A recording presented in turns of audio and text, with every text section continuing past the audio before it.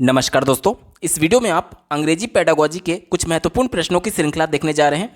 English pedagogy के series की ये दूसरी वीडियो होने जा रही है। अगर आप सभी सब्जेक्ट्स के पेडागोजी को डिटेल में पढ़ना और समझना चाहते हैं, साथ ही सीटेट के प्रीवियस ईयर के पेपर का कंप्लीट सॉल्यूशन देखना चाहते हैं, तो इस वीडियो के समाप्त होने के बाद से आप इस वीडियो का डिस्क्रिप्शन चेक कर सकते हैं। और अगर चैनल पर पहली बार विजिट कर रहे हैं तो इसको सब्सक्राइब करते हुए बेल आइकन को जरूर प्रेस कर लीजिएगा सीटेट, यूपी टेट और सुपर टेट की बेहतरीन तरीके से तैयारी करने के संदर्भ में।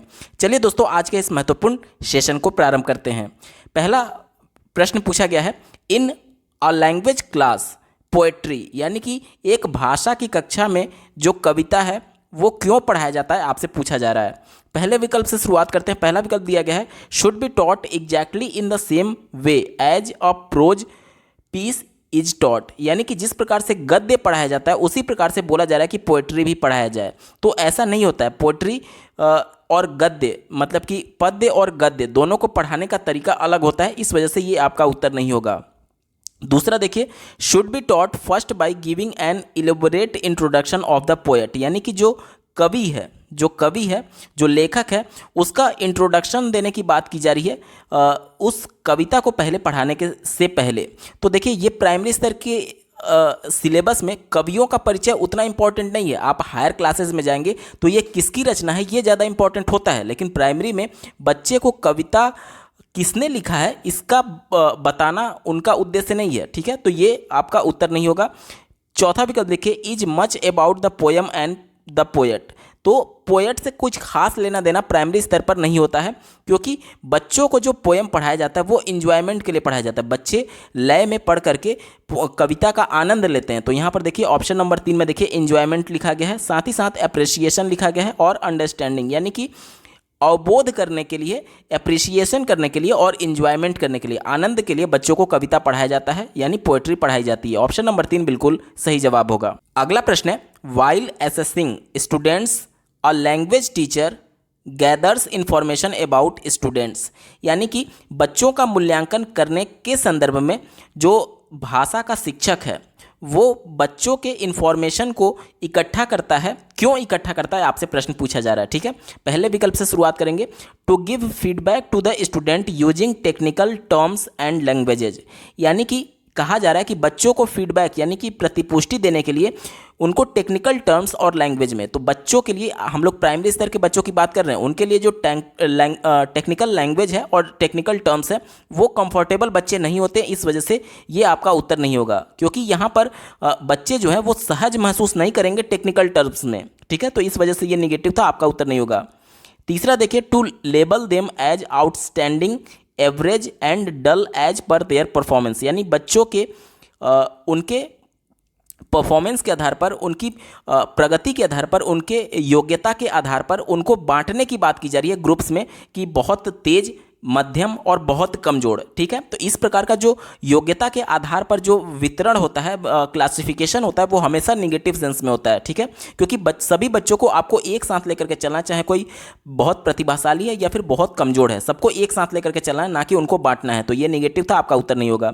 चौथा देखिए, for the purpose of using more technical aids, माफ कीजिएगा, teaching aids in the language classroom, यानी कि टीचिंग एड मीन्स क्या होता है, शिक्षण अधिगम सामग्री, यानी कि शिक्षण कराने के लिए जो कुछ भी सामग्रियाँ इंपॉर्टेंट होती हैं, यूजफुल होती हैं, उनको यूज करने के लिए बच्चों का असेसमेंट टीचर के द्वारा किया जा रहा है। तो ये विकल्प गलत है, क्योंकि बच्चों का जो असेसमेंट किया जा रहा है वो इस वजह से किया जा रहा है ताकि बच्चे को कहाँ पर समस्या आ रही है, ना कि इस बात के लिए कि कौन कौन से टीचिंग एड्स यूज करने होंगे लैंग्वेज क्लासरूम में। ठीक है, तो ये भी विकल्प नेगेटिव था, आपका उत्तर नहीं होगा। एक ही विकल्प बचा, ऑप्शन नंबर 2 देखिए, using a variety of tools and techniques across the scholastic and co scholastic aspects. स्कूलिस्टिक का मतलब क्या हो गया कि औपचारिक तरीके से जब बच्चा विद्यालय में पढ़ रहा है तो वहाँ पर उसका मूल्यांकन किया जाए। साथ ही साथ को स्कूलिस्टिक का मतलब कि जब बच्चा औपचारिक तरीके से कक्षा में नहीं पढ़ रहा है, बल्कि जब वो कक्षा में किसी अन्य गतिविधियों में शामिल हो, चाहे खेल के मैदान में या फिर किसी भी जगह जहाँ अनौपचारिक तरीके से उसका मूल्यांकन किया जा सकता है। तो ये सभी टेक्निक्स हैं उसके इन्फॉर्मेशन को इकट्ठा करने के लिए। तो यहाँ पर यही सबसे ज़्यादा पॉजिटिव है कि using a variety of tools and techniques across the scholastic and co scholastic aspects. Option number 2 बिल्कुल सही जवाब होगा। अगला प्रश्न है the test that is designed to find learners difficulties gap in their knowledge and skill deficiency. तो deficiency का मतलब होता है कमी, और यहाँ पर देख लीजिए एक ऐसा टेस्ट जो बच्चों को अधिगम के दौरान आ रही कठिनाई, साथ ही साथ उनके अधिगम के बीच गैप और उनके कौशल में कमी का पता लगाने के लिए किया जाता है, वह टेस्ट क्या कहलाएगा। तो देखिए जब भी बच्चे को कोई संप्रत्यय या फिर कॉन्सेप्ट पढ़ाया जाता है तो कॉन्सेप्ट में बच्चे को कहाँ समस्या आ रही है, क्या दिक्कत आ रही है, इसका पता लगाने के लिए हम लोग निदानात्मक परीक्षण करते हैं। निदानात्मक परीक्षण में बस ये पता चलता है कि संप्रत्यय बच्चे को समझ में आया है या फिर उसने कठिनाई महसूस की है। तो वो कठिनाई का पता लगाने के लिए यहाँ पर निदानात्मक परीक्षण किया जाता है, जिसे अंग्रेजी में डायग्नोस्टिक टेस्ट बोलते हैं। ठीक है, तो ऑप्शन नंबर 4 देखिए डायग्नोस्टिक टेस्ट इसका बिल्कुल सही जवाब हो जाएगा। और डायग्नोस्टिक टेस्ट के बाद से जब पता चल जाता है टीचर को कि बच्चे को इस संप्रत्यय में यहाँ पर दिक्कत है, तो फिर उसका रेमेडियल टीचिंग किया जाता है, यानी कि उपचारात्मक शिक्षण किया जाता है। यानी कि सबसे पहले समस्या का पता लगाया जाता है, और समस्या का पता लगाने के लिए जो टेस्ट किया जाता है उसे निदानात्मक टेस्ट कहते हैं और अंग्रेजी में डायग्नोस्टिक टेस्ट कहते हैं। यही प्रश्न में आपसे पूछा गया था, ऑप्शन नंबर 4 बिल्कुल सही जवाब होगा। अगला प्रश्न है विच one of the following is not correct about the portfolio assessment. यानी कि पोर्टफोलियो मूल्यांकन के संदर्भ में निम्न में से कौन सा विकल्प सही नहीं है। देखिए निगेटिव सेंस में आपसे पूछा गया है। ठीक है, तो पहले विकल्प से शुरुआत करते हैं। पहला दिया गया portfolio assessment provides evidence of students learning. यानी कि जो बच्चे का अधिगम है इसका एक प्रमाण प्रस्तुत करता है पोर्टफोलियो। तो ये तो बात बिल्कुल सही है, क्योंकि शैक्षिक प्रगति को एक शैक्षिक सत्र के दौरान बच्चों में हुई शैक्षिक प्रगति को नोट डाउन किया जाता है पोर्टफोलियो में। तो जाहिर सी बात है ये प्रमाण प्रस्तुत करेगा कि बच्चे कितना सीख पाए हैं अथवा नहीं सीख पाए हैं। ठीक है, तो ये तो पॉजिटिव सेंस में था, इस वजह से आपका उत्तर नहीं होगा, क्योंकि निगेटिव सेंस में आपसे पूछा गया था। दूसरा देखिए it helps students to become more autonomous.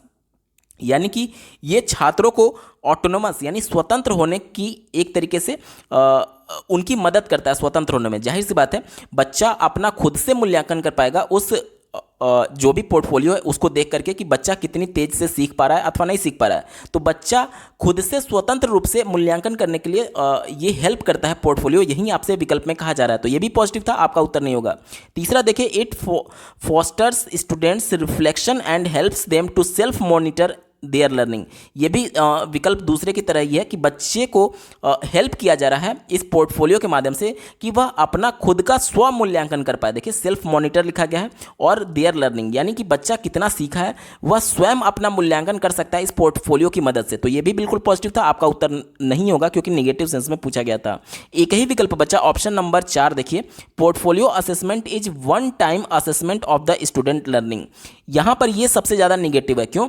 क्योंकि पोर्टफोलियो जो होता है बच्चे के एक शैक्षिक सत्र में, मान लीजिए बच्चा कक्षा 3 में है, तो कक्षा 3 के पूरे 1 साल के दौरान वो जो कुछ भी शैक्षिक प्रगति से संबंधित गतिविधि कर रहा होगा, मतलब कि जो भी गतिविधियाँ उसके शैक्षिक गतिविधि इसमें शामिल होंगी, उन सब का जो उसका प्रोग्रेस रहा होगा उसको पोर्टफोलियो में मेंशन किया जाता है। तो ये वन टाइम नहीं होता है, इसको हर गतिविधि का जो प्रोग्रेस है उसको मेंटेन किया जाता है उस पोर्टफोलियो में। तो ये वन टाइम नहीं होकर के मेनी टाइम्स असेसमेंट प्रोसेस है। ठीक है, तो ये विकल्प निगेटिव था, इस वजह से आपका यही उत्तर हो जाएगा क्योंकि निगेटिव सेंस में आपसे पूछा गया था। अगला प्रश्न है in grammar class we should first, यानी कि एक व्याकरण की कक्षा में हमें पहले क्या करना चाहिए। तो देखिए व्याकरण जो बच्चों को सिखाया जाता है वो ऐसा नहीं है कि व्याकरण बिल्कुल अलग है और जो सब्जेक्ट का कंटेंट है वो बिल्कुल अलग है, लेकिन जबकि जब कंटेंट बच्चे को पढ़ाया जाता है उसी के साथ उसको व्याकरण के नियम बताए जाते हैं। जैसे कि उदाहरण से समझिए, मान लीजिए बच्चे को कोई कहानी सुनाया जा रहा है, once upon a time there was a king, यानी कि एक समय एक राजा था। तो यहाँ पर ही उसको ग्रामर बताया जाएगा, जैसे कि एक समय एक राजा था, तो ये क्या है, ये समय बीत चुका है, तो इसमें बच्चे को टेंस बताया जा सकता है ग्रामर के अंतर्गत कि ये पास्ट टेंस है। The king was very polite, तो यहाँ पर देखिए बच्चे को बताया जा सकता है कि पोलाइट जो वर्ड है वो किंग की विशेषता बता रहा है, यानी कि किंग क्या है, नाउन था, और नाउन की जो विशेषता बताता है वो एडजेक्टिव होता है। तो यहाँ पर बच्चे को इस प्रकार से ग्रामर के रूल उस कॉन्टेक्स्ट से जोड़ करके ही बताया जा सकता है, यानी जो बच्चे को विषय पढ़ाया जा रहा है उसी विषय को सहज तरीके से नेचुरल डिस्कोर्स में बच्चे को ग्रामर पढ़ाया जाता है। दिए गए ऑप्शन में देखिए option number 2, present the grammar form item in natural discourse, यानी कि जिस प्रकार से बच्चे को उसका कंटेंट पढ़ाया जाता है उसी से जोड़ करके नेचुरल डिस्कोर्स में यानी कि बिल्कुल सहज भाव से बच्चे को ग्रामर पढ़ाया जाता है। ऑप्शन नंबर 2 यहाँ पर पॉजिटिव था और यही आपका सही जवाब होगा। अगला प्रश्न है, विच one of the following is best correction technique, यानी कि बच्चे के त्रुटि को संशोधित करने के लिए कौन सा सबसे अच्छा टेक्निक है। पहले विकल्प से शुरुआत करेंगे, the learner should be corrected at the moment of speaking, यानी बच्चा जब बोल रहा है, जब वो उसने कुछ गलत किया, कुछ त्रुटि किया बोलते समय, उसी समय उसको करेक्ट करना चाहिए। ये विकल्प पॉजिटिव आपको जरूर लग रहा होगा, लेकिन ये उत्तर गलत है। हालांकि मैं यहाँ पर स्टार लगा रहा हूँ ताकि चीज़ें और आपको ज़्यादा क्लियर आउट होंगी बाद में जाकर के।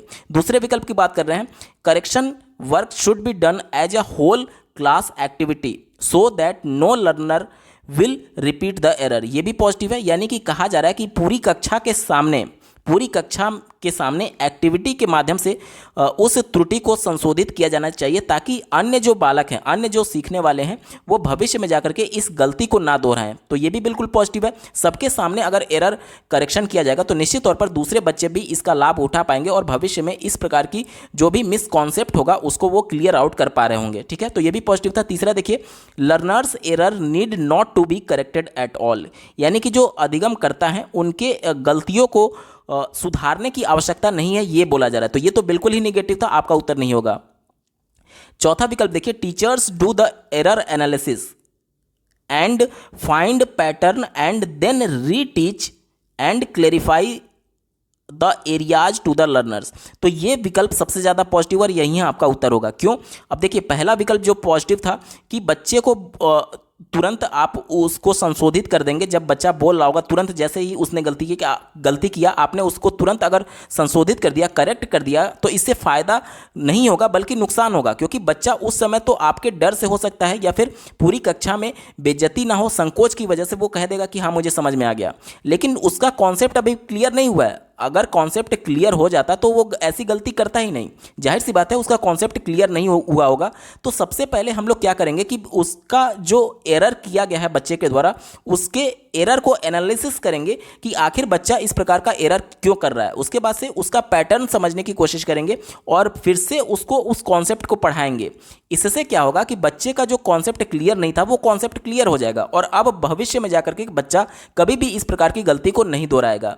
तो जो पहला वाला विकल्प था, ठीक है, वो कहीं ना कहीं चौथे वाले विकल्प में इंक्लूडेड है। ठीक है, इस वजह से अब पहला वाला जो विकल्प है वो कम एप्रोप्रिएट हो गया और आपका उत्तर नहीं होगा, क्योंकि आप एक ही विकल्प तो चुनेंगे, 4 विकल्प थोड़ी चुन पाएंगे। तो पहला गलत हो गया, चौथा एप्रोप्रिएट है। दूसरा वाला देखिए, ये कहा गया था कि पूरी कक्षा के दौरान पूरी कक्षा के सामने उसके जो एरर था उसको करेक्ट करेंगे। चौथा विकल्प जो कह रहा है वो भी यही बात कह रहा है कि पूरी कक्षा के सामने ही उसका एरर करेक्ट किया जा रहा है, लेकिन सबसे पहले उस एरर के पैटर्न को समझने के लिए टीचर उस एरर का एनालाइज कर रहा है, उस एरर को एनालाइज कर रहा है, उसके बाद से पूरे कॉन्सेप्ट को पूरे कक्षा के सामने फिर से पढ़ा रहा है। तो दूसरा वाला जो विकल्प था वो भी ऑप्शन नंबर 4 में पहले से इंक्लूडेड है। इस वजह से दूसरा वाला विकल्प भी यहाँ पर कम एप्रोप्रिएट हो जाएगा और एक ही मात्र उत्तर सही होगा, ऑप्शन नंबर 4। यानी कि सबसे पहले टीचर को एरर का एनालिसिस करना होगा, उसके बाद से उस एरर के पैटर्न को समझना होगा और फिर से पूरी कक्षा के सामने उस कॉन्सेप्ट को पढ़ाना होगा। ठीक है, बच्चों के एरिया को क्लेरिफाई करने के संदर्भ में। तो ऑप्शन नंबर 4 बिल्कुल पॉजिटिव है और यही आपका सही जवाब होगा। अगला प्रश्न है, audio linguism relied heavily on, यानी कि ऑडियो लिंग्विज्म जिसे हिंदी में श्रवण पद्धति कहते हैं, भाषा सीखने की श्रवण पद्धति, यह बेसिकली किस पर फोकस करती है, किस पर डिपेंडेंट है। तो यहाँ पर पहले विकल्प से शुरुआत कर लेते हैं। पहला दिया गया है bringing language to real life context, यानी कि जो भाषा है उसको वास्तविक जीवन से जोड़ करके जोड़ने की बात की जा रही है। तो ये ऑडियो लिंग्विज्म नहीं करता है। क्यों नहीं करता? क्योंकि जब आप आम बोलचाल की भाषा में जो कम्युनिकेट करने के लिए लैंग्वेज यूज करते हैं उसे हम लोग रियल लाइफ कॉन्टेक्स्ट कहते हैं। ऑडियो लिंग्विज्म में एक श्रव्य सामग्री होती है जिसे सुन करके बच्चा बार बार उसका प्रैक्टिस करता है।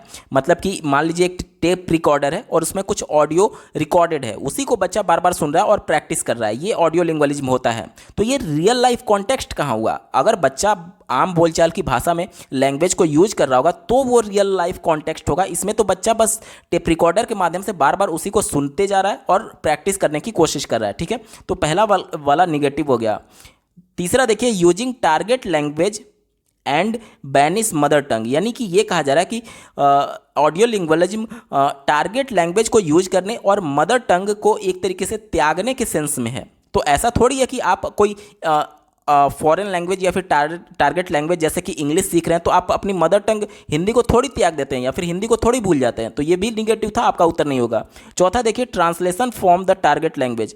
देखिए ये ऑडियो लिंग्विज्म में कोई ट्रांसलेशन नहीं होता है। ट्रांसलेशन जो होता है वो ट्रांसलेशन कम ग्रामर मेथड में होता है। उसमें क्या होता है कि जो टारगेट लैंग्वेज है इंग्लिश जो है, उसके कठिन वर्ड्स की का अनुवाद बच्चे के मदर टंग यानी हिंदी में कर दिया जाता है ताकि बच्चे उसको आसानी से समझ पाएं। ऑडियो लिंग्विज्म में बस बच्चा सुन करके उसी ऑडियो को बार बार प्रैक्टिस करता है, तो ये ट्रांसलेशन इसमें नहीं होता। इस वजह से ऑप्शन नंबर 4 भी निगेटिव था, आपका उत्तर नहीं होगा। एक ही विकल्प बचा ऑप्शन नंबर 2 देखिए, drills and practice to form habits, यानी कि टेप रिकॉर्डर के माध्यम से आप बार बार उस ऑडियो को सुन रहे हैं और प्रैक्टिस कर रहे हैं ताकि यह आपकी आदत में शामिल हो जाए। ठीक है, तो ऑप्शन नंबर 2 यहाँ पर बिल्कुल पॉजिटिव था और यही आपका उत्तर हो जाएगा ऑडियो लिंग्विज्म के संदर्भ में। ऑप्शन 2 सही जवाब है।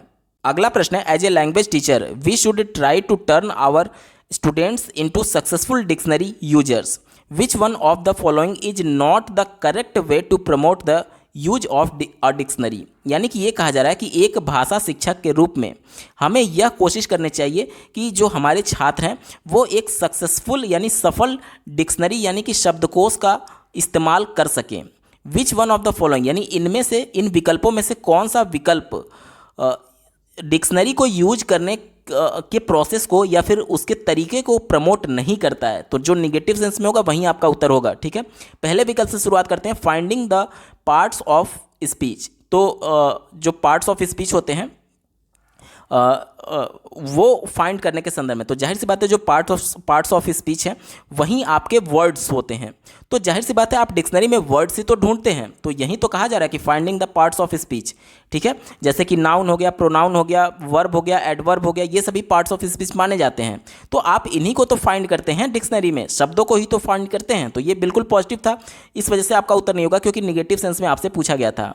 दूसरा देखिए, choosing the meaning that is relevant in context, यानी कि दिए गए संदर्भ में जो उसका अर्थ है वो खोजने के संदर्भ में, उसको एक तरीके से चूज करने के संदर्भ में, तो ये भी बात बिल्कुल सही है क्योंकि जब आप डिक्शनरी में किसी वर्ड का मीनिंग ढूंढ रहे होते हैं तो कई बार डिक्शनरी में उससे संबंधित, उसके कॉन्टेक्स्ट से संबंधित दूसरे वर्ड्स भी मेंशन किए गए रहते हैं जो कि उसी शब्द के अर्थ से संबंधित होते हैं, तो ये भी पॉजिटिव हो गया, इस वजह से आपका उत्तर नहीं होगा। तीसरा देखिए, how the word is split, यानी कि किस तरीके से उसका उच्चारण किया जा रहा है, उस शब्द का उच्चारण किस प्रकार से किया जा रहा है, यानी प्रोनाउंसिएशन किस प्रकार से किया जा रहा है उसके संदर्भ में, तो ये भी बात बिल्कुल सही है। डिक्शनरी में आपका उच्चारण भी मेंशन होता है, आप ऑनलाइन डिक्शनरी भी देखेंगे तो वहां पर उच्चारण दिया गया रहता है कि इस प्रकार से इस शब्द को उच्चारित करना है, तो ये भी बिल्कुल पॉजिटिव है, आपका उत्तर नहीं होगा।